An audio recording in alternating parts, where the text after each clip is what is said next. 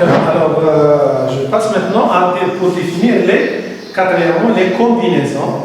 Les combinaisons, je vais définir d'abord qu'est-ce que ça veut dire une combinaison. Donc, je prends soit à E un ensemble fini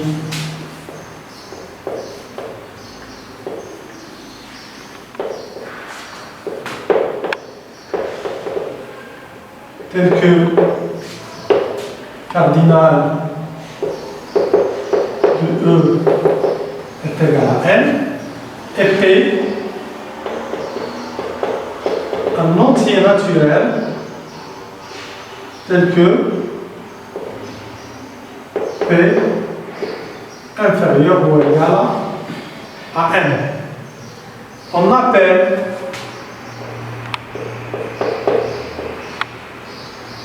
combinaison de P éléments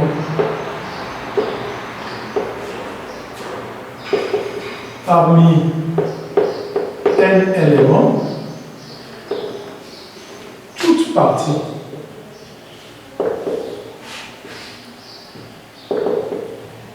de E de P éléments.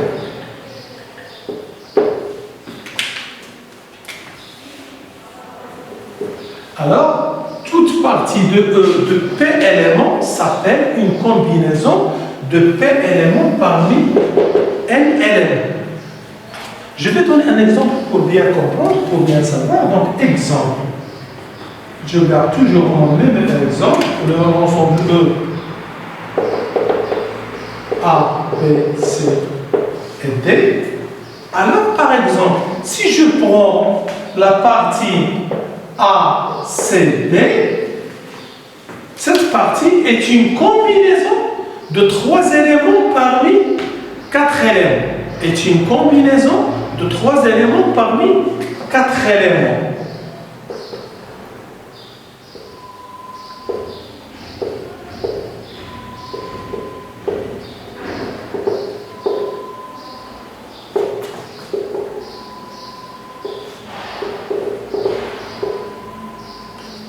Alors, vous allez me dire la différence entre une combinaison et un arrangement. C'est très très clair. Donc, ici, pour la combinaison, comme vous le voyez très très bien, l'ordre n'est pas très important.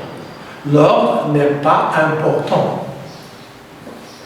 Donc, quand j'écris l'ensemble A, C, D, ou bien l'ensemble C, A, D, ou bien l'ensemble C, D, A, c'est la même chose. Tandis que pour les arrangements, on disait si je dis A, C, D, il est différent de C, A, D, il est différent. Donc ici, l'ordre n'est pas très important. Je vais l'écrire ici. L'ordre n'est pas important. Voilà. Donc ce qui va m'intéresser maintenant, moi, c'est le nombre de combinaisons. Le nombre de combinaisons.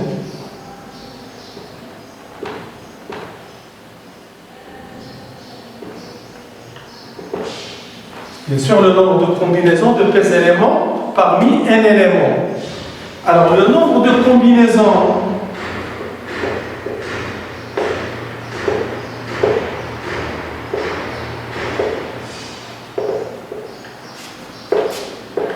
de P éléments parmi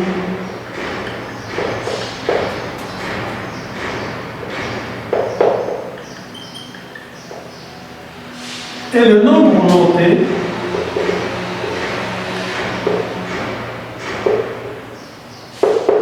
comme ça, CNP, les combinaisons. Et bien sûr, il est extrait du nombre des arrangements et on va voir comment et pourquoi. Voilà, donc c'est CNP tel que, bien défini comme suit. CNP est égal à ANP sur factoriel P. C'est égal au nombre d'arrangements à P éléments sur factoriel P. C'est-à-dire sur le nombre de permutations à P éléments. Parce que chaque combinaison, par exemple, si je prends ici chaque combinaison de 3 éléments, je peux extraire factoriel 3 arrangements.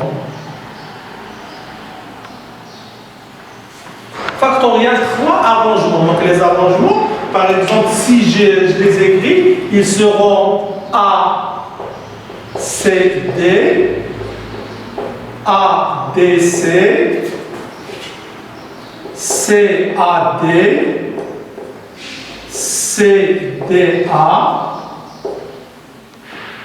D, A, C et D, C, A. Vous voyez, donc de chaque combinaison de 3 éléments, elle me donne factoriel 3 arrangements. Donc, c'est le nombre d'arrangements sur factoriel 3 qui va me donner le nombre de combinaisons de 3 éléments. C'est ça, donc je le généralise. Donc, CNP est égal à ANP sur factoriel P. C'est ça le nombre d'arrangements, de combinaisons de P éléments parmi N éléments. Voilà. Donc, je vais parler maintenant des nombres ANP, CNP et factoriel N. Voilà. Je vais donner quelques propriétés.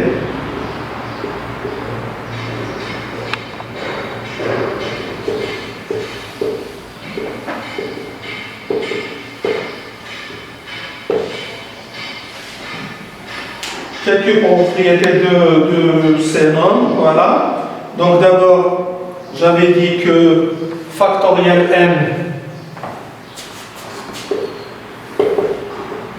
c'est égal au produit de tous les nombres de n jusqu'à 1, c'est-à-dire c'est n qui multiplie n-1 qui multiplie n-2 jusqu'à 1. Et par convention, on prend factoriel 0 est égal à 1. Factoriel 0 est égal à 1. Voilà. Donc, pour les ANP, j'ai dit que ANP, c'est égal à n fois n-1 jusqu'à n-p plus 1. Voilà. Si je continue pour faire factoriel n, donc je vais la multiplier par n-p fois n-p moins 1, ainsi de suite jusqu'à 2 fois 1. Et je divise par le même nombre qui est n-p fois jusqu'à 2 fois 1. Donc ça va donner ANP est égal à factoriel n sur factoriel n moins p.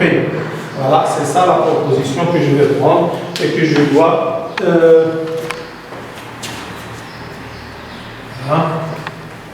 Donc, ANP est égal à factoriel n sur factoriel n moins p.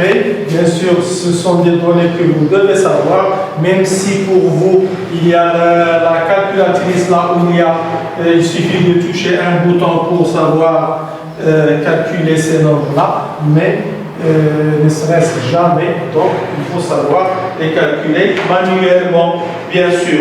Alors, pour les CNP, donc je donne les propositions suivantes. C'est NM est égal à 1, CN0 est égal à 1, CN1 est égal à N, CN, N-1 est égal à N,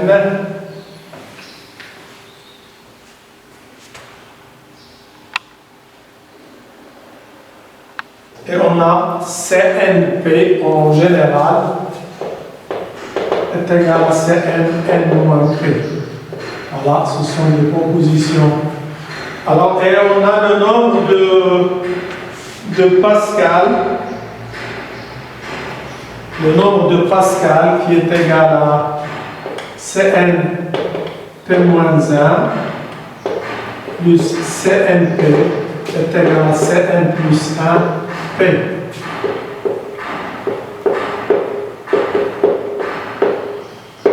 Voilà, c'est le nombre de Pascal comme on utilise pour le théorème de Pascal pour déterminer les binômes de Newton. Donc Cn P moins 1 plus CNP est égal à Cn plus 1 P.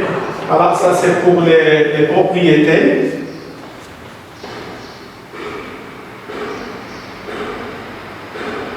Alors maintenant, les nombres, je vais voir le nombre de possibilités d'arrangement de n éléments et on va l'utiliser beaucoup pour, on va l'appeler après le coefficient de l'ordre, donc le nombre de possibilités, donc c'est cinquièmement, sixièmement.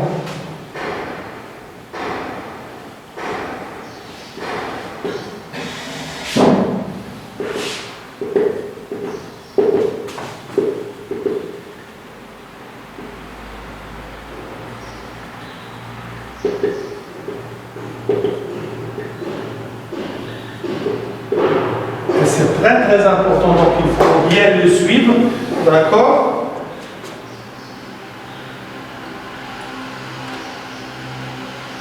Si on a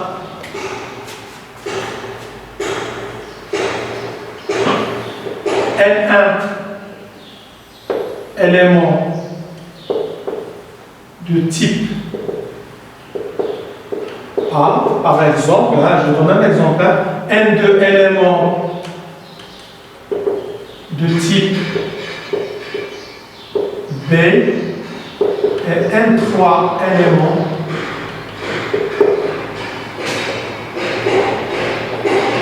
de type N3 éléments de type C parmi N éléments, bien sûr, parmi N éléments tels que N est égal à N1 plus N2 plus N3. N est égal à N1 plus N2 plus N3. Alors, le nombre de possibilités d'arranger ces éléments, donc le nombre de possibilités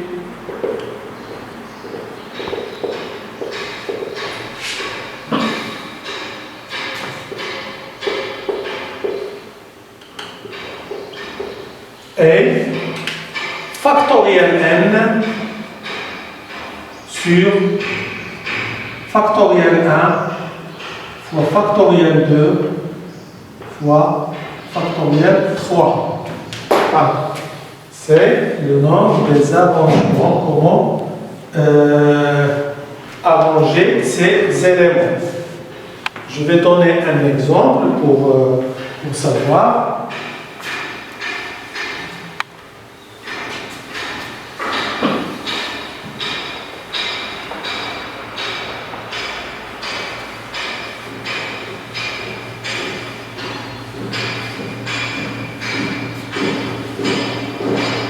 Alors, par exemple, je donne un exemple, un petit, très très simple exemple. Alors, je prends ces éléments soit,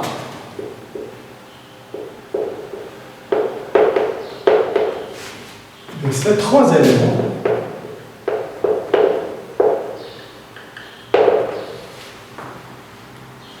Alors, le nombre d'arrangements de A, B, C.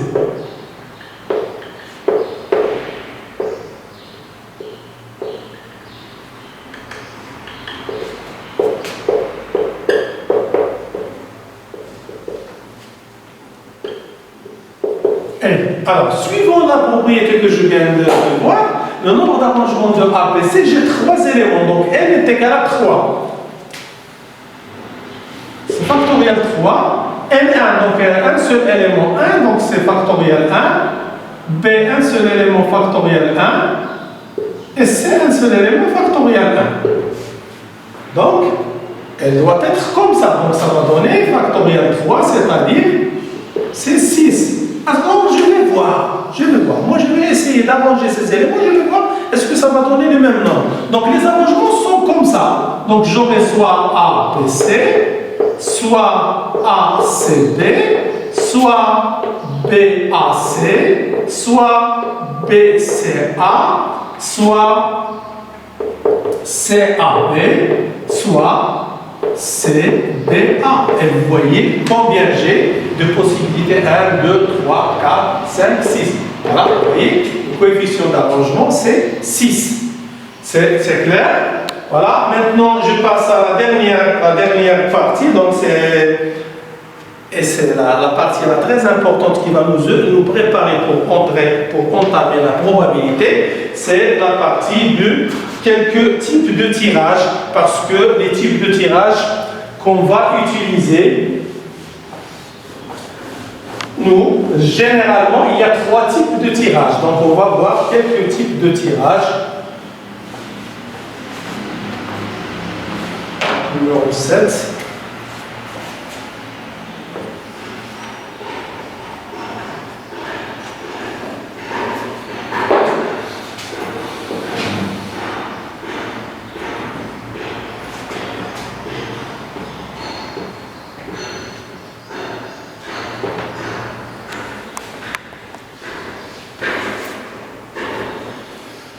Alors, quelques types de tirage. Donc, je vais prendre, on tire P éléments parmi N éléments. On tire.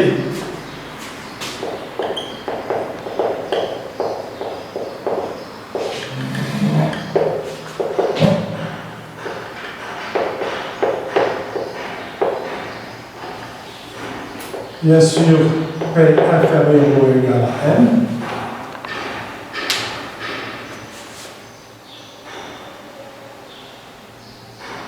Et je vais résumer les résultats dans un tableau que je vais prendre.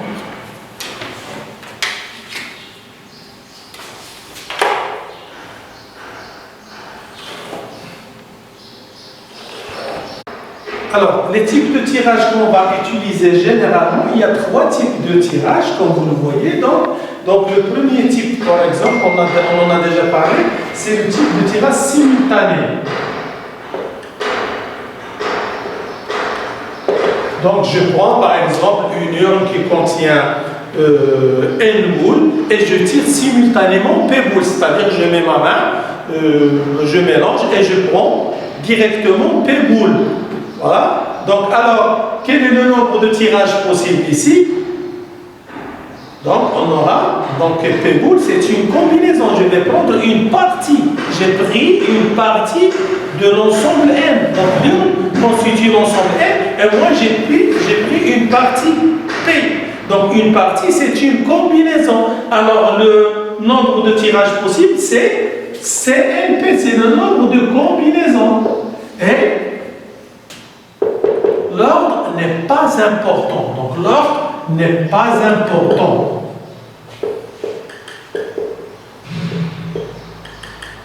Et c'est clair, quand je dis je vais tirer 3 boules et je mets ma main, je mélange et je tire 3 boules, je ne peux pas dire quelle est la première, quelle est la deuxième et quelle est la troisième. Donc ici, l'ordre n'est pas très important. Vous voyez, c'est clair. Donc, le deuxième type de tirage, c'est le tirage successif sans remise. On en a déjà parlé, tirage successif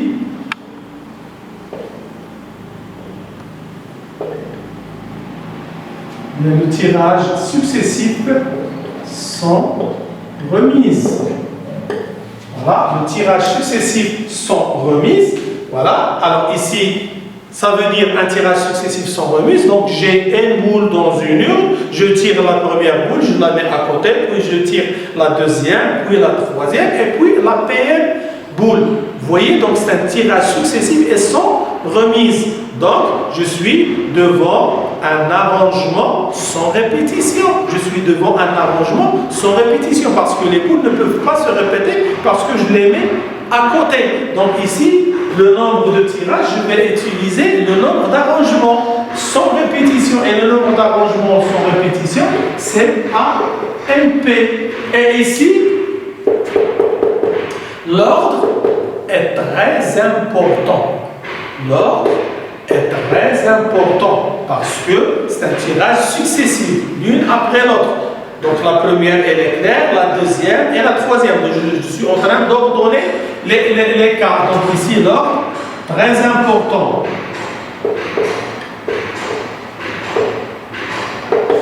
Voilà.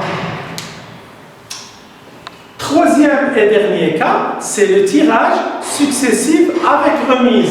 Le tirage successif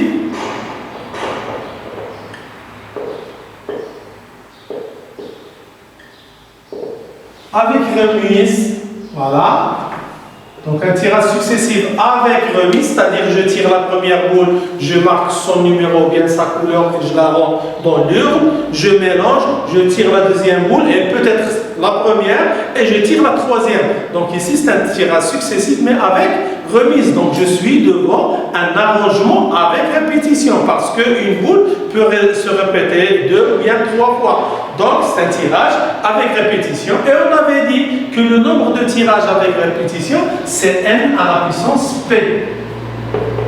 Et puisque c'est un tirage successif, donc l'ordre est très important.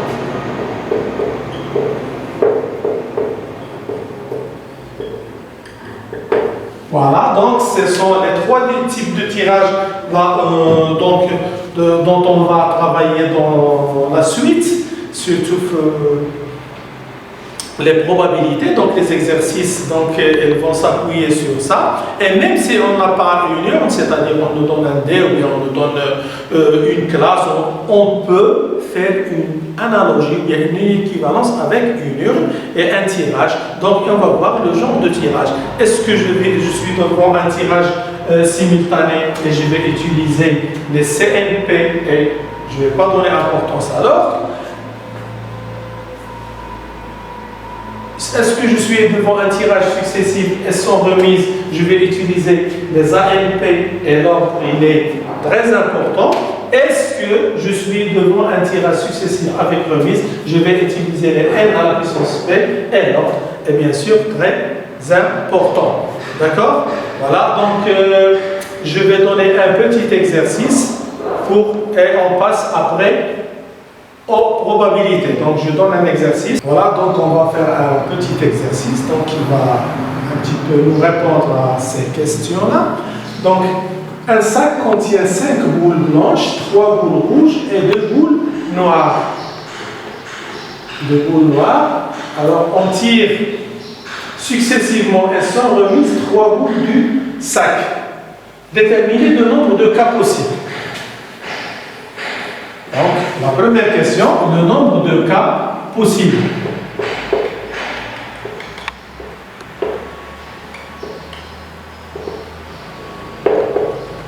Alors, comme je viens de le dire, donc on va voir le type de tirage. Donc, quel type de tirage ici? Un tirage successif et sans remise. C'est-à-dire, on va utiliser le nombre d'arrangements sans répétition. Donc, combien j'ai de boules? J'ai 5 plus 3 plus 2, donc j'ai 10 boules. Et combien je vais tirer? Je vais tirer 3 boules. Donc, le nombre de cas possibles, c'est A, 10, 3, c'est-à-dire 10 fois 9 fois 8, ce qui donne, je pense, 720. D'accord? C'est très simple. Donc, un tirage successif sans remise, j'utilise les AMP, je vois combien j'ai de boules dans l'urne et combien je vais tirer de boules. Donc j'ai 10 boules et je tire 3, donc c'est A, 10, 3 et je fais les calculs. Je passe maintenant un petit peu, je spécifie les choses dans la deuxième question. Donc déterminer le nombre de cas possibles de chacun des événements suivants. Donc l'événement A. L'événement A, c'est tirer une boule blanche, puis une boule rouge, puis une boule noire. Donc il faut faire très attention, à la langue. Quand je lis, je dois bien comprendre qu'est-ce qu'on est en train de dire.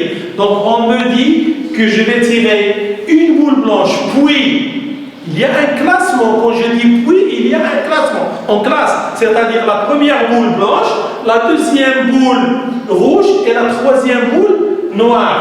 Alors, je vais tirer la première boule blanche, donc le nombre de cas.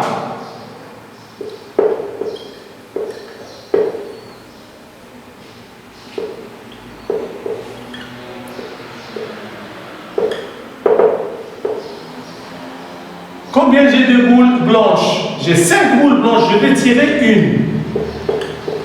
A, 5, 1. Puis, et.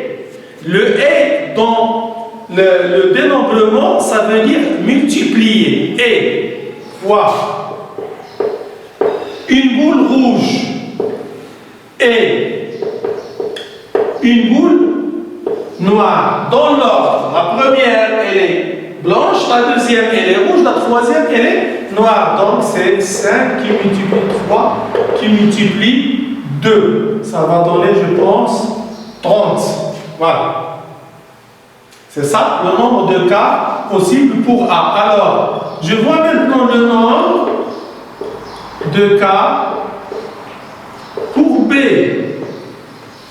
Alors, quelle est la différence entre A et B? Voyez ici, tirer une boule blanche, une boule rouge et une boule noire. Les mêmes boules. Seulement, l'événement A, on les a classifiés, la première blanche, la deuxième rouge, la troisième noire, et ici, on ne nous a pas donné de classement. Donc, le coefficient de classement, c'est à nous de le donner. C'est à nous de classifier les boules. Donc, d'abord, je vais tirer une boule blanche, donc c'est A 5, 1, et une boule rouge A 3, 1, et une boule noire A 2, 1. Et qu'est-ce que je vais ajouter? Je vais ajouter le coefficient de l'ordre. Le coefficient de l'ordre dont on a déjà parlé. Combien je vais tirer de boules? Je tire 3 boules, donc factoriel 3 sur factoriel chaque genre, le nombre de chaque genre. Donc les boules blanches, une boule blanche, factoriel 1, une boule rouge, factoriel 1, et une boule noire, factoriel 1. Donc ce qui va donner, ça on a calculé, c'est 30, qui multiplie ici, factoriel 6, donc c'est 180 K. D'accord? Que c'est clair. Donc ici, il faut faire de temps en temps très attention. Quand on ne donne pas l'ordre, il faut ajouter le coefficient de l'ordre. Quand on est devant un tirage successif, je dis bien un tirage successif. Tirage simultané, on n'utilise pas le coefficient de l'ordre. Mais quand je suis devant un tirage successif, soit avec remise, soit sans remise, je dois faire très très attention au coefficient de l'ordre, quand on n'en donne pas. Alors, je vais le revoir dans le troisième cas. Donc, l'événement C, tirer 2 boules blanches et une boule rouge. Tirer 2 boules blanches et une boule rouge. Donc, le nombre de cas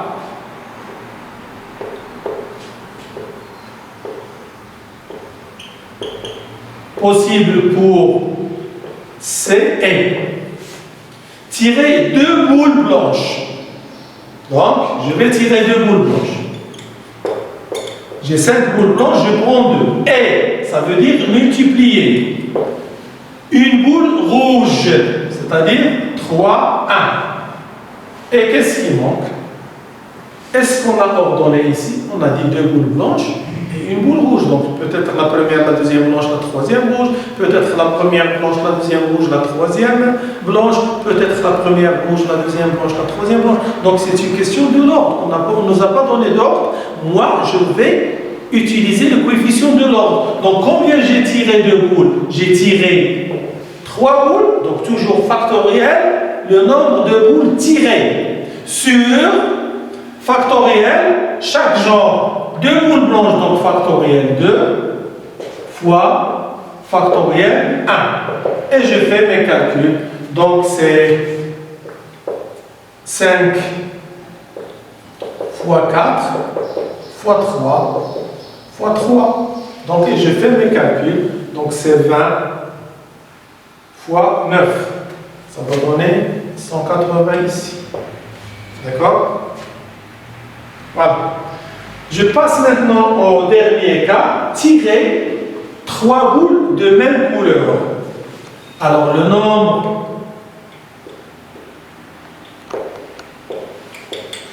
de cas pour l'événement D, tirer 3 boules de même couleur. Alors, je tire un tirage successif et sans remise. Donc, soit je peux tirer 3 boules blanches ou bien 3 boules rouges. Impossible de tirer 3 boules noires. Impossible de tirer 3 boules noires parce que c'est un tirage successif et sans remise. Je tire la première, la deuxième, je ne peux pas. Il ne reste plus de boules noires. Donc, ce qui est possible, c'est tirer 3 boules blanches et 3 boules rouges. Donc, alors 3 boules blanches, c'est A, 5, 3. Et quand je dis 3 boules blanches, il n'y a pas d'ordre. Hein? Les 3 boules sont blanches.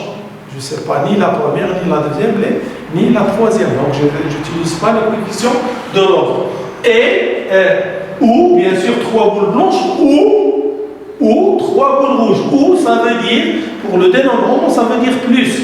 Et, ça veut dire multiplier, ou, ça veut dire plus. Ou, donc plus, 3 boules rouges. Donc, ça va donner 5 fois 4 fois 3, plus 3 fois 2 fois 1. Donc ici, ça va donner 60, plus 6, ça donne 66. Voilà. Donc c'est ça. Comment utiliser? Donc je peux donner une petite remarque ici pour l'événement D. Si j'étais devant un tirage successif avec remise, si le tirage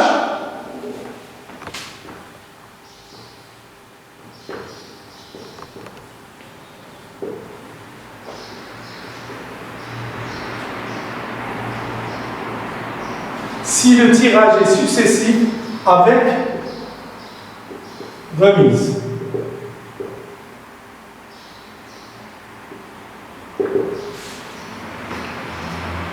Donc, je n'ai pas de problème pour A, B, C, mais je parle seulement pour D. Alors, le nombre de cas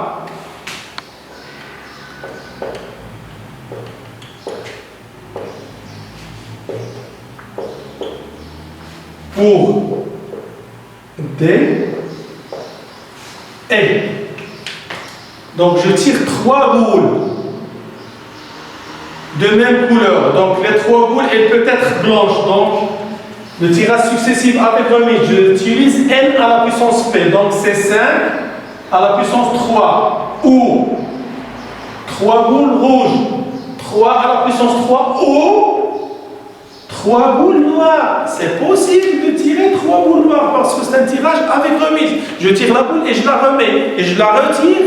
Je peux tirer la même boule 3 fois. Donc, c'est possible de tirer 3 boules noires. Donc, les élèves, ils oublient ça beaucoup. Donc, quand on est devant un tirage successif avec remise, il faut faire très très attention. Donc, c'est 5 à la puissance 3, plus 3 à la puissance 3, plus 2 à la puissance 3, et on fait les calculs.